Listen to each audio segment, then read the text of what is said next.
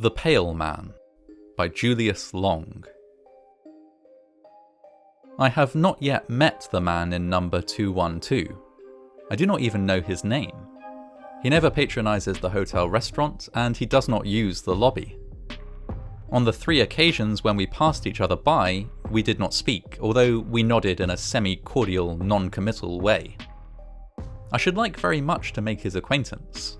It is lonesome in this dreary place. With the exception of the aged lady down the corridor, the only permanent guests are the man in number 212 and myself. However, I should not complain, for this utter quiet is precisely what the doctor prescribed. I wonder if the man in number 212 too has come here for a rest. He is so very pale, yet I cannot believe that he is ill, for his paleness is not of a sickly cast, but rather wholesome in its ivory clarity. His carriage is that of a man enjoying the best of health. He is tall and straight, he walks erectly and with a brisk athletic stride. His pallor is no doubt congenital, else he would quickly tan under this burning summer sun. He must have travelled here by auto, for he certainly was not a passenger on the train that brought me, and he checked in only a short time after my arrival. I had briefly rested in my room and was walking down the stairs when I encountered him ascending with his bag. It is odd that our venerable bellboy did not show him to his room. It is odd, too, that, with so many vacant rooms in the hotel, he should have chosen number 212 at the extreme rear. The building is a long, narrow affair 3 stories high.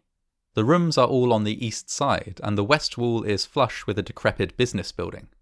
The corridor is long and drab, and its stiff, bloated paper exudes a musty, unpleasant odour. The feeble electric bulbs that light it shine dimly as from a tomb. Revolted by this corridor, I insisted vigorously upon being given number 201, which is at the front and blessed with southern exposure. The room clerk, a disagreeable fellow with a Hitler moustache, was very reluctant to let me have it, as it is ordinarily reserved for his more profitable transient trade. I fear my stubborn insistence has made him an enemy. If only I had been as self-assertive 30 years ago, I should now be a full-fledged professor instead of a broken-down assistant. I still smart from the cavalier manner in which the president of the university summarily recommended my vacation. No doubt he acted for my best interests. The people who have dominated my poor life invariably have. Oh well. The summer's rest will probably do me considerable good. It is pleasant to be away from the university. There is something positively gratifying about the absence of the graduate student face.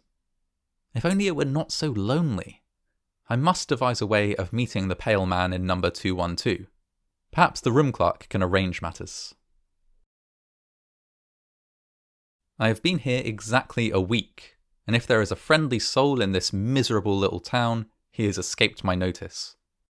Although the tradespeople accept my money with flattering eagerness, they studiously avoid even the most casual conversation. I am afraid I can never cultivate their society unless I can arrange to have my ancestors recognised as local residents for the last 150 years. Despite the coolness of my reception, I have been frequently venturing abroad. In the back of my mind, I have cherished hopes that I might encounter the pale man in number 211. Incidentally, I wonder why he has moved from number 212. There is certainly little advantage in coming only 1 room nearer to the front. I noticed the change yesterday, when I saw him coming out of his new room. We nodded again, and this time I thought I detected a certain malign satisfaction in his sombre black eyes. He must know that I am eager to make his acquaintance, yet his manner forbids overtures. If he wants to make me go all the way, he can go to the devil. I am not the sort to run after anybody. Indeed, the surly diffidence of the room clerk has been enough to prevent me from questioning him about his mysterious guest. I wonder where the pale man takes his meals. I have been absenting myself from the hotel restaurant and patronising the restaurants outside.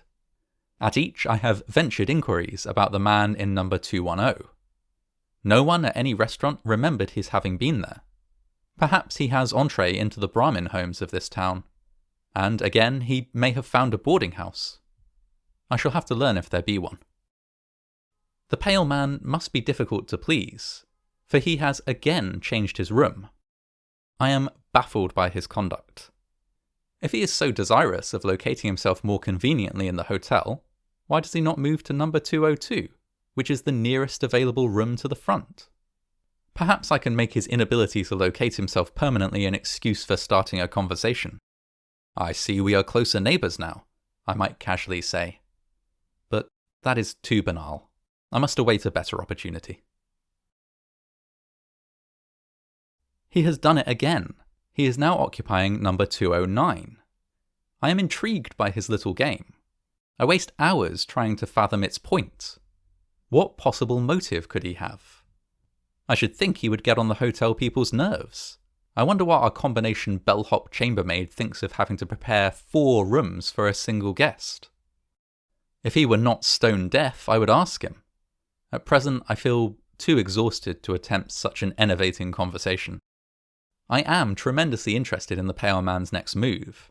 He must either skip a room or remain where he is, for a permanent guest, a very old lady, occupies number 208. She has not budged from her room since I have been here, and I imagine that she does not intend to. I wonder what the pale man will do. I await his decision with the nervous excitement of a devotee of the track on the eve of a big race. After all, I have so little diversion. Well, the mysterious guest was not forced to remain where he was, nor did he have to skip a room. The lady in number 208 simplified matters by conveniently dying. No one knows the cause of her death, but is generally attributed to old age. She was buried this morning. I was among the curious few who attended her funeral. When I returned home from the mortuary, I was in time to see the pale man leaving her room. Already he has moved in. He favoured me with a smile, whose meaning I have tried in vain to decipher. I cannot but believe that he meant it to have some significance. He acted as if there were between us some secret that I failed to appreciate. But then perhaps his smile was meaningless after all, and only ambiguous by chance, like that of the Mona Lisa. My man of mystery now resides in number 207, and I am not the least surprised. I would have been astonished if he had not made his scheduled move. I've almost given up trying to understand his eccentric conduct. I do not know a single thing more about him than I knew the day he arrived. I wonder whence he came. There is something indefinably foreign about his manner.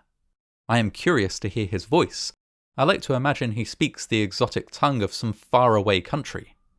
If only I could somehow inveigle him into a conversation. I wish that I were possessed of the glib assurance of a college boy, who can address himself to the most distinguished celebrity without batting an eye. It is no wonder that I am only an assistant professor. I am worried. This morning I awoke to find myself lying prone upon the floor. I was fully clothed. I must have fallen exhausted there after I returned to my room last night. I wonder if my condition is more serious than I had suspected. Until now, I have been inclined to discount the fears of those who have pulled a long face about me. For the first time, I recall the prolonged handclasp of the president when he bade me goodbye from the university. Obviously, he never expected to see me alive again. Of course, I'm not that unwell. Nevertheless, I must be more careful. Thank heaven I have no dependents to worry about. I have not even a wife, for I was never willing to exchange the loneliness of a bachelor for the loneliness of a husband. I can say in all sincerity that the prospect of death does not frighten me. Speculation about life beyond the grave has always bored me. Whatever it is, or is not, I'll try to get along. I've been so preoccupied about the sudden turn of my own affairs that I have neglected to make note of a most extraordinary incident. The pale man has done an astounding thing. He has skipped 3 rooms and moved all the way to number 203. We are now very close neighbours. We shall meet oftener, and my chances for making his acquaintance are now greater. I have confined myself to my bed during the last few days and have had my food brought to me. I even called a local doctor, whom I suspect to be a quack. He looked me over with professional indifference and told me not to leave my room. For some reason, he does not want me to climb stairs. For this bit of information, he received a $10 bill, which, as I directed him, he fished out of my coat pocket. A pickpocket could not have done it better. He had not been gone long when I was visited by the room clerk.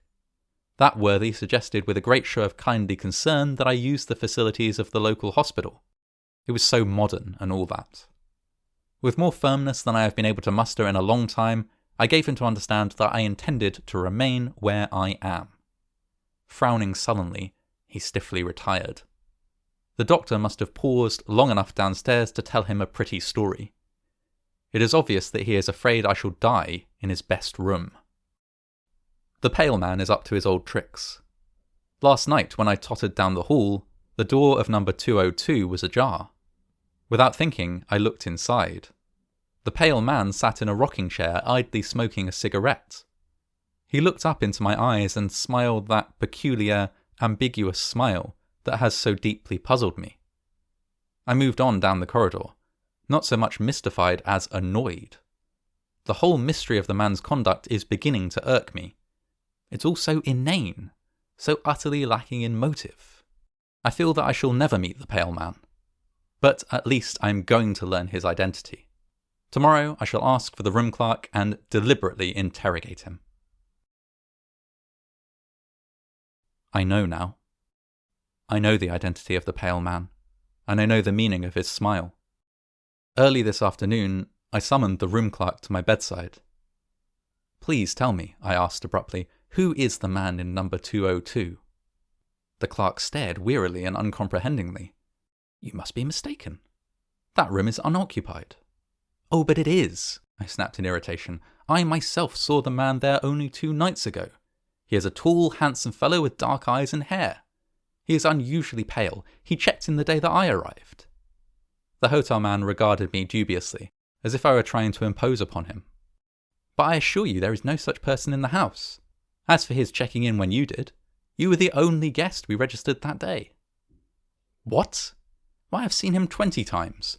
First he had number 212 at the end of the corridor, then he kept moving toward the front. Now he's next door in number 202. The room clerk threw up his hands. "You're crazy," he exclaimed, and I saw that he meant what he said. I shut up at once and dismissed him. After he had gone, I heard him rattling the knob of the pale man's door. There is no doubt that he believes the room to be empty. Thus it is that I can now understand the events of the past few weeks. I now comprehend the significance of the death in number 207. I even feel partly responsible for the old lady's passing. After all, I brought the pale man with me. But it was not I who fixed his path. Why he chose to approach me room after room through the length of this dreary hotel, why his path crossed the threshold of the woman in number 207, those mysteries I cannot explain. I suppose I should have guessed his identity when he skipped the 3 rooms the night I fell unconscious upon the floor. In a single night of triumph, he advanced until he was almost to my door. He will be coming, by and by, to inhabit this room, his ultimate goal. When he comes, I shall at least be able to return his smile of grim recognition. Meanwhile, I have only to wait beyond my bolted door. The door swings slowly open.